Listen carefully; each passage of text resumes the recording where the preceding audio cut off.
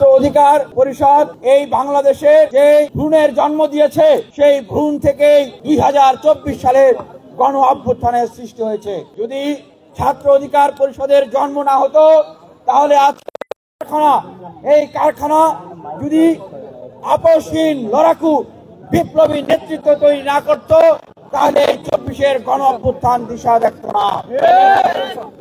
আমরা বলতে চাই ছাত্র অধিকার পরিষদ দলীয় দাসত্ব লেজুর ভিত্তির বাইরে বিশ্ববিদ্যালয় ক্যাম্পাসগুলোতে গণতান্ত্রিক প্রতিযোগিতার মেধাভিত্তিক চর্চার শিক্ষার্থী বান্ধব এবং শিক্ষার্থীদের অধিকার নিয়ে কথা বলা, সর্বোপরি দেশ ও জাতির অধিকার নিয়ে কথা বলার যে রাজনৈতিক চর্চা এই দেশে শুরু করেছে সেটি হচ্ছে বাংলাদেশের সবচেয়ে আপডেটেড সংস্কৃত ছাত্র রাজনীতি এবং শিক্ষার্থীদের কাছে সবচেয়ে গ্রহণযোগ্য এবং পছন্দনীয় ছাত্র রাজনীতি।